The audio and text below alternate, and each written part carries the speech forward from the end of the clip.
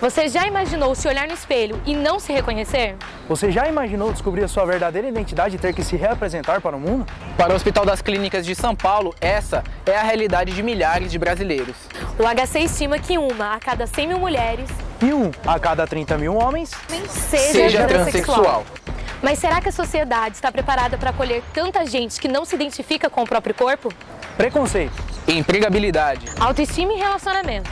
No programa de hoje, o Anônimos mostra os desafios enfrentados pelas pessoas trans. É a transexualidade. Além do espelho.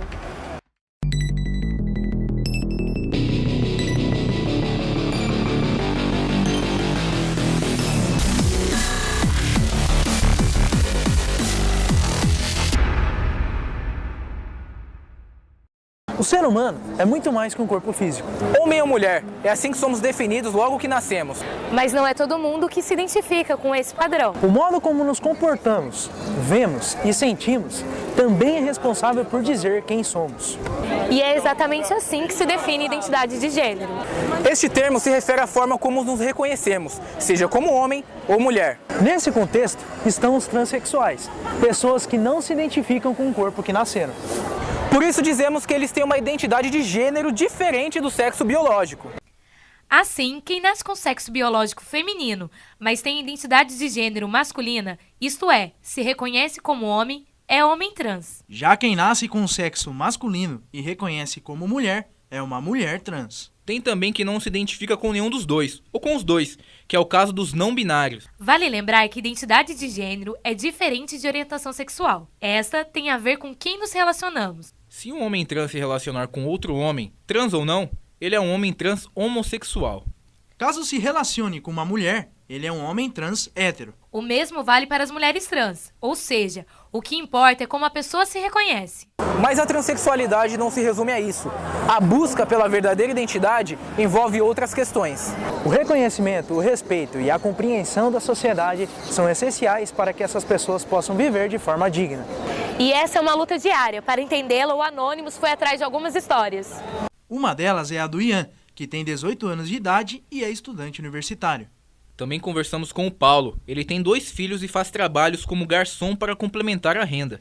Já a Alexandra é pedagoga e está casada há 18 anos. Eles são transexuais e nos contaram alguns dos desafios encarados no dia a dia. E você vai conferir isso agora, no Anônimos. O preconceito é uma das principais barreiras enfrentadas por uma pessoa transexual. Muitas vezes, ele surge ainda na infância ou na adolescência, e isso atrapalha o acesso a um dos direitos mais importantes do ser humano, a educação. A OAB estima que cerca de 80% das travestis e transexuais, em algum momento, acabem abandonando a escola. Para ter ideia do que esse número representa, seria a mesma coisa em que uma sala, como essa, com 20 alunos, apenas 4 se formasse.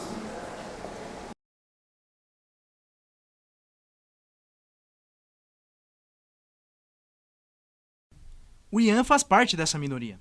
Ele, que estuda publicidade e propaganda, estava no ensino médio quando entendeu que aquela não era a sua verdadeira identidade. A transição mesmo começou no fim do segundo ano do ensino médio. A gente tinha tido toda vez como menina, todo mundo me conhecia daquela forma. E daí eu fui percebendo, né? A partir do final desse segundo ano foi quando começou os questionamentos. E eu comecei a pensar, no terceiro ano eu já cheguei assumido. Os professores até que eram bem abertos. Já os alunos, eu estudava numa sala em que só tinha meninos, porque eu fazia um curso técnico, né? Era um ensino médio integrador técnico de eletrônica. Então, a maior parte do grupo ali era predominantemente homens. Então, a gente teve toda aquela questão de rejeição. Com a Alexandra foi ainda pior. Ela chegou a abandonar os estudos aos 16 anos por causa do preconceito. Anos depois, concluiu o ensino médio e foi para a faculdade, onde encontrou uma realidade bem diferente. Assim, você sofreu algum preconceito por alguém na faculdade ou não?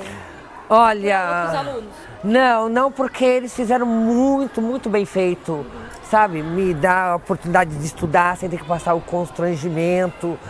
E ninguém ali tinha acesso ao nome, a não ser os professores, reitores e coordenação. O que mudou aqui, como era antes na outra instituição? O que acontece? Aqui é um ambiente que ele já está um pouco mais preparado para receber esse tipo de aluno. Eu estudei antes numa outra instituição de ensino, antes de conseguir a bolsa para cá. Daí Lá era um pouco mais complicado também, precisava da assinatura dos pais, mesmo você sendo maior de idade, para poder estar utilizando o nome social. Aqui não, foi bem simples. As pessoas já estão preparadas um pouco, pode ter um pouco de confusão, tirar alguma dúvida ou outra, porque não é muito recorrente, mas foi muito mais aberto, o ambiente da comunicação também ele é muito mais amplo, ele é muito mais diverso, então você acaba tendo uma maior facilidade para se encaixar, digamos assim. O tempo passou, a Alexandra se formou e hoje ela trabalha aqui, ó, nessa escola em Mogi das Cruzes, onde atende cerca de 800 crianças. Mas, se conseguir emprego no Brasil não é tarefa fácil, para as pessoas trans é ainda pior. Os obstáculos começam antes mesmo das entrevistas de emprego. Um deles é a documentação. Chegou a fazer entrevista de emprego com seu nome masculino e aparência feminina? Já. Como que foi? Cheguei lá, mas peraí, é Anderson, mas eu falei assim, eu posso explicar? Ah, não vem outro dia, eu chamo você pra gente conversar.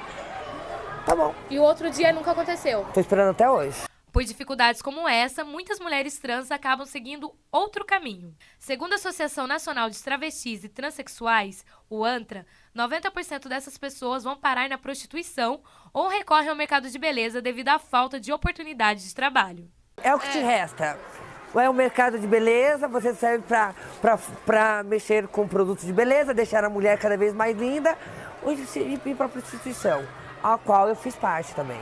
Sem dinheiro eu não seria quem eu sou hoje, eu não teria o meu hormônio para tomar, eu não teria uma roupa feminina para me vestir. Então eu precisava. Trabalho eu não ia ter. Então o que eu tive que fazer? Porque culturalmente é a profissão que nos oferecem. É a profissão que aqueles que não dão emprego vai procurar nós de madrugada. Exatamente. Aquela mulher que serve para você não ter na rua. Mas e nem na sua empresa, no seu escritório. Mas para você ter escondido. Para você ter no motel. Ela serve. E realizando todos os desejos que você não faz com a sua esposa, você vai buscar lá. Então lá é o lugar. Mas assim, ao primeiro momento, você tem que mostrar uma capacidade muito maior para essas pessoas, para você começar a ter credibilidade para elas. Então você é muito mais cobrada por causa daquela primeira barreira de preconceito, por ser uma mulher transgênera. Mas a parte de mim também, entendeu? Porque eu sabendo que eu sou fruto de exclusão, de perseguição, de muita exigência, eu me tornei uma pessoa assim. Por eu saber que eu sou uma mulher transexual, eu quero sempre dar o meu melhor. Eu quero sempre fazer meu papel bem feito. O Paulo vive uma realidade diferente. Ele exerce diversas funções no dia a dia e diz que não conhece a discriminação. Você trabalha aqui no bar e como pintor, pedreiro? Sim, de manhã faço um trabalho de manhã, né, de pintura, pedreiro, e à noite trabalho em bar. Os dois trampos assim mesmo? Todo dia? Todo dia ou às vezes que aparece um ou não? Em obra sim, todos os dias, mas aqui é final de semana. Como é que você se sentia assim, trabalhando com um monte de cara, o pessoal? Eu gostava demais, eu gosto na verdade. Sim. Né? E tipo assim, eu trabalho, muitos não sabem que eu sou um homem trans. Aí quando eles, nossa, alguém fala, às vezes até eu falo, nossa, é mentira, você faz isso, você trabalha super bem, você pega peso e tal, eles ficam tipo assim de boca aberta, né? Fica de boca aberta. Eles não acreditam, na verdade. Sim, mas rolava muita piadinha dos caras, Assim, piadinha em si, não, é mais brincadeirinha, às vezes até com de mulher e tal, sabe, papo de homem mesmo. Mas como você se lidava? Você zoava com eles também? Zoou, pra caramba. Então você não ligava muito pra zoeira dos caras? Não, eu sou um homem, então as brincadeiras, banheiro, tudo, até no caso de trocar de roupa, eles trocam perto de mim, me tratam como um homem de verdade. Sofrendo preconceito ou não, a questão é que esse tema também pode servir de motivação para um protesto. Exemplo disso é Tris, que encontrou na música uma forma de se manifestar contra o ódio que persegue a comunidade LGBT. Brasil, país que mais mata pessoas trans, espero que a estatística não suba amanhã. E quando eu entrei nessa coisa toda do meio LGBT, eu comecei a curtir páginas e daí eu via sempre publicações de pessoas homossexuais, que as travestis e pessoas trans estavam morrendo, sabe? Só por elas serem quem elas são. E daí eu comecei a ficar com muita revolta.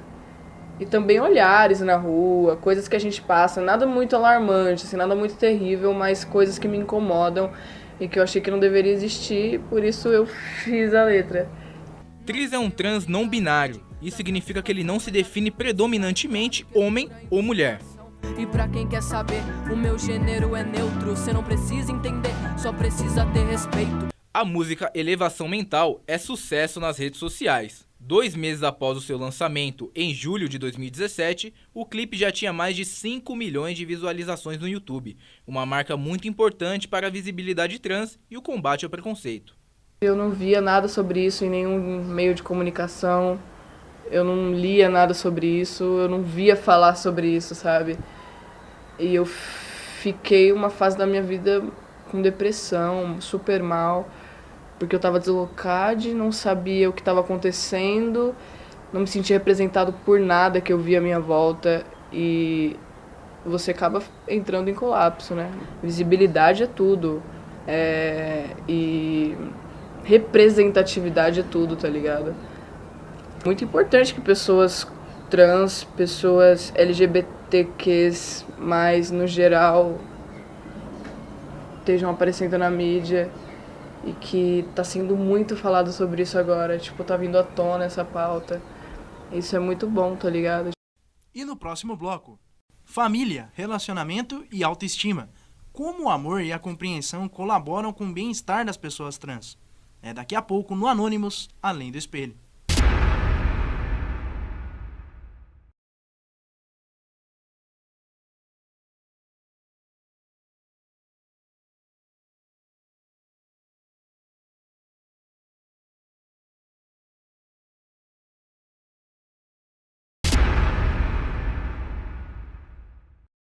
Deixar de lado a sua antiga identidade para assumir o que você sempre foi é um dos maiores desafios que uma pessoa trans pode enfrentar.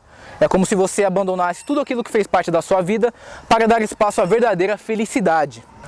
Por isso, a compreensão de quem está por perto é essencial. Há mais de 10 anos, é a Juliana quem oferece esse apoio ao Paulo. Eles são melhores amigos e ela o acompanha desde o início da transição.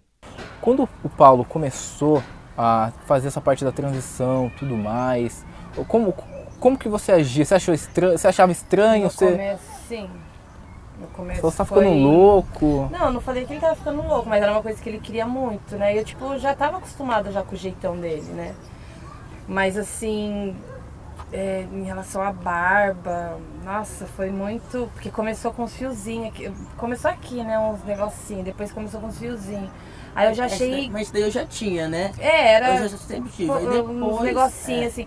Aí depois que começou mesmo assim, que eu falei, nossa... Aí eu já não conseguia, tipo, na verdade, o nome dele feminino, né, de registro, eu sempre chamei, só que eu não... Depois, pra me acostumar a chamar ele de Paulo, nossa, toda hora eu errava, ele vinha e me consertava. Você acha que uma presença assim, por tudo que você passou, foi importante pra você? É importante até hoje. Porque às vezes a gente precisa de uma pessoa pra gente conversar. Nem sempre, tipo assim, a família, sabe, vai te entender e você vai ficar... Você não vai ficar com vergonha de falar. Ela eu conto tudo.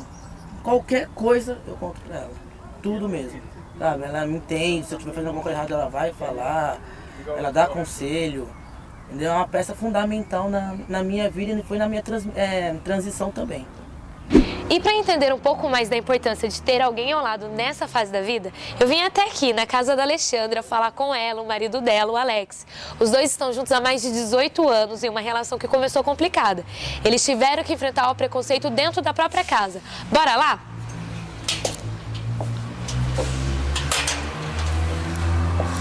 A minha mãe... Nossa Senhora. A minha mãe estava esperando eu chegar lá de peito de silicone e salto alto. Um falecido irmão me viu, eu e a Alexandra muito para a escola de samba à noite, me viu e foi falar para minha mãe que eu estava namorando com um cara. Meu irmão falou assim pra minha mãe.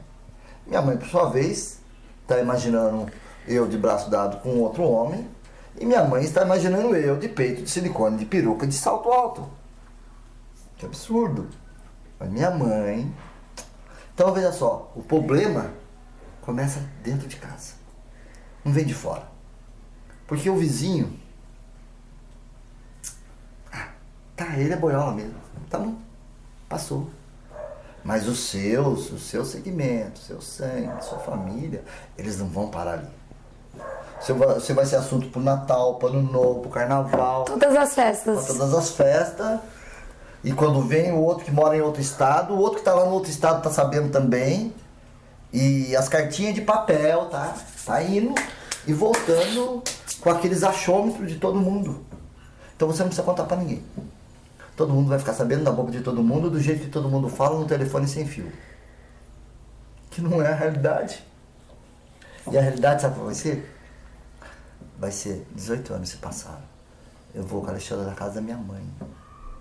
Parece que minha mãe é mãe dela. A minha mãe fala assim, olha, eu fiz pudim, você gosta de pudim, né, Alexandra? Eu fiz também essa salada de maionese aqui pra você, tá? E eu, mãe? Pra você eu comprei um doce, tá aqui. Parece mais que ela é a filha, e não eu. Mas não foi assim, não. Lá atrás, minha mãe não queria ver, não queria que eu entrasse em casa, e onde a Alexandra não entrava, eu também não entrava. O Paulo também tem outras duas figuras muito importantes em sua vida. A Maria e o Giovanni, crianças que ele assumiu durante o primeiro casamento e que sempre o trataram como verdadeiro pai. Com quantos anos os dois tinham quando você contou pra eles que você era homem trans?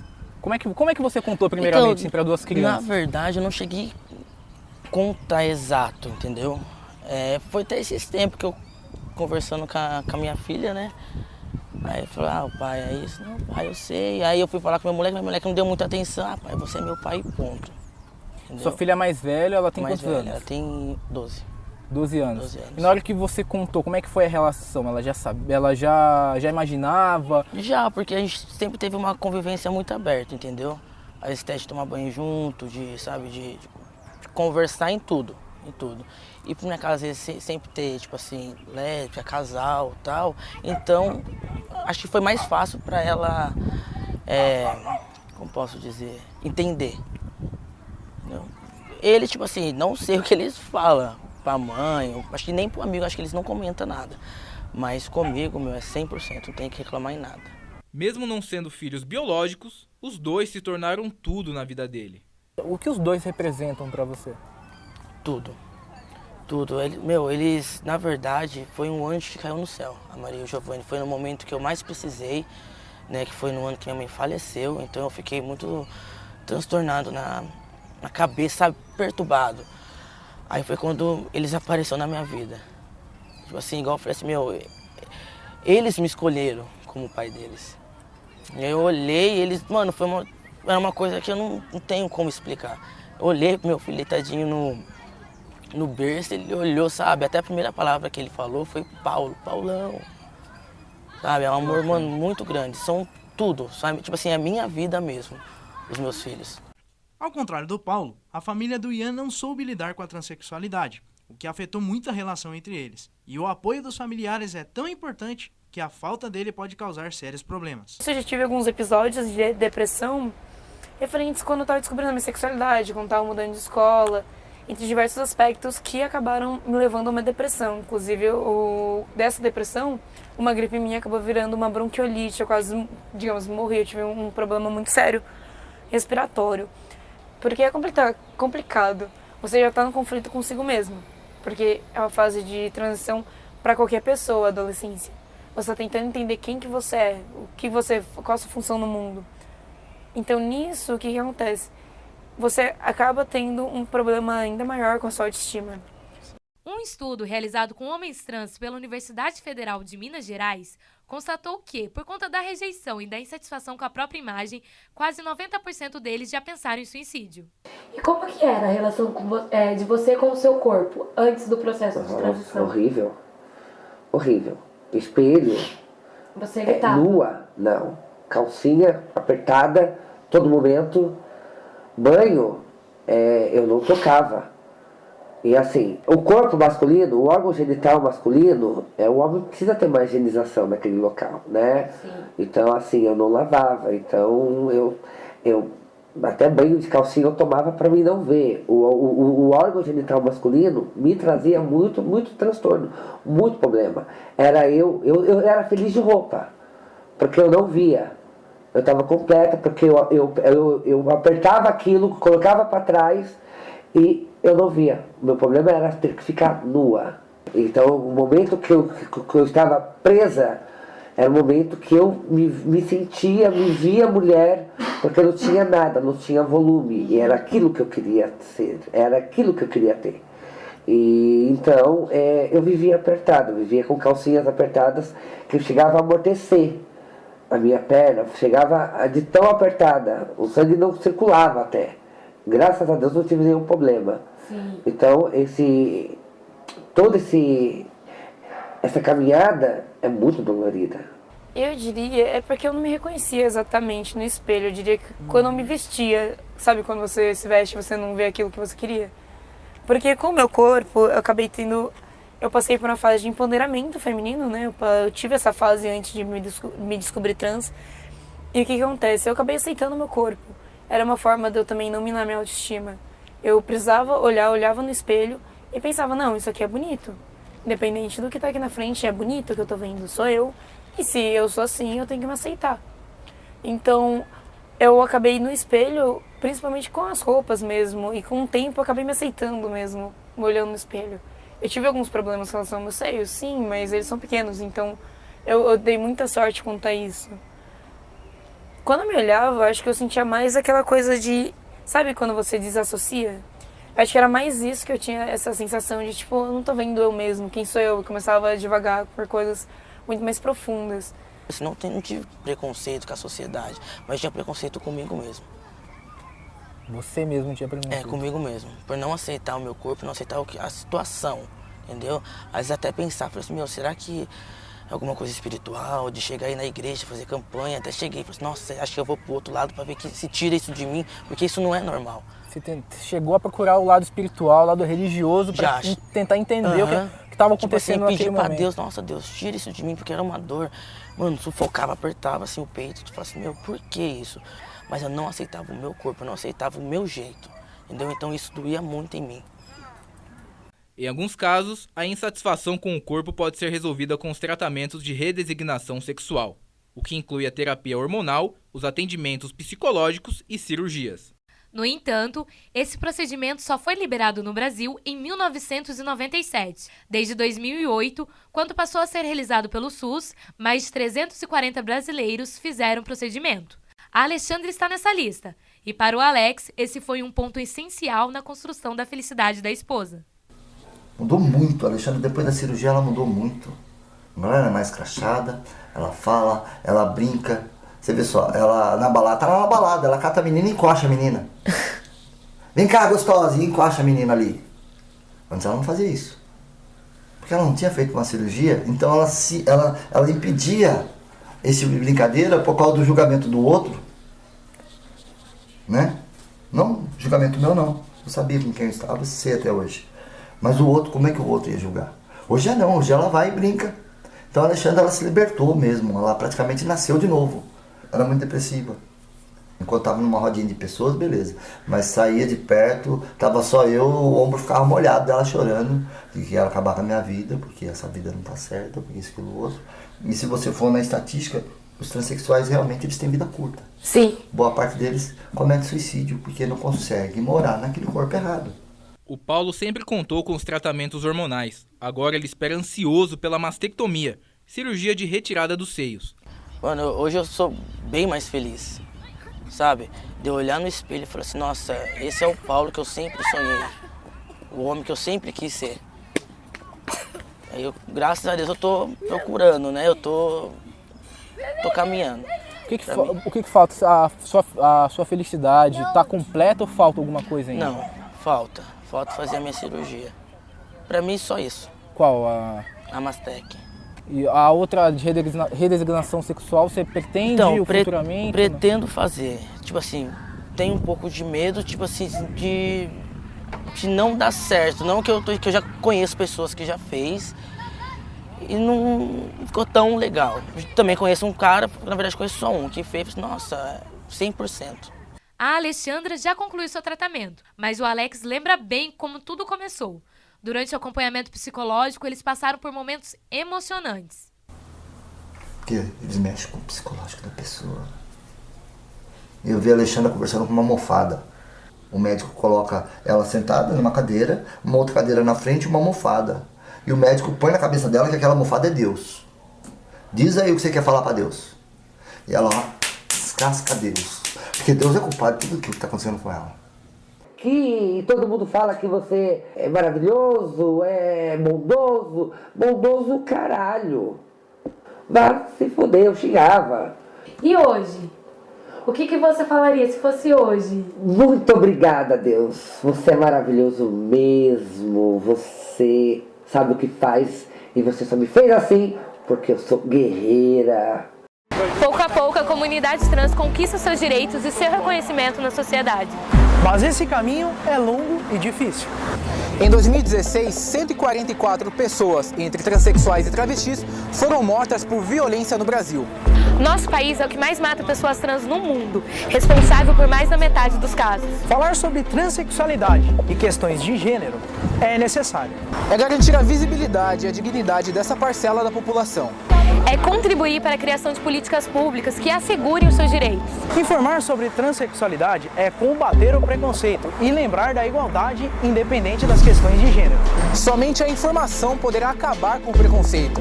Só a informação poderá tirar as pessoas da margem, do anonimato. A transexualidade é uma jornada de autoconhecimento. É ver muito mais do que se vê no espelho. É enxergar além do espelho.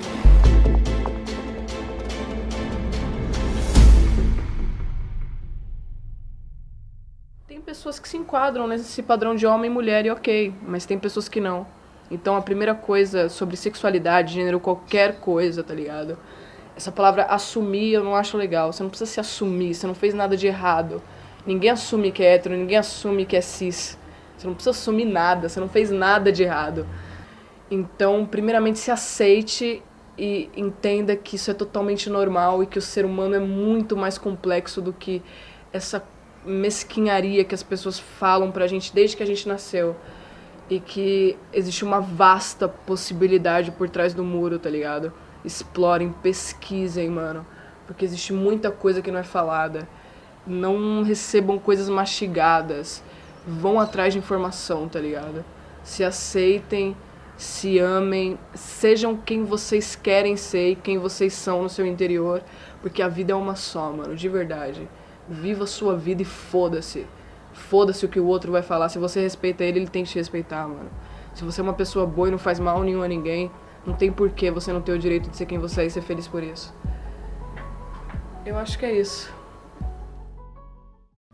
Onde isso vai parar? Se eu nasci com dom, sei que eu vou continuar. Eu cheguei na cena, fiz um poema pro seu coração escutar. O preconceito não te leva a nada. Não seja mais um babaca de mente fechada. Porque o ódio mata, mas o amor sara. De qual lado cê vai ficar?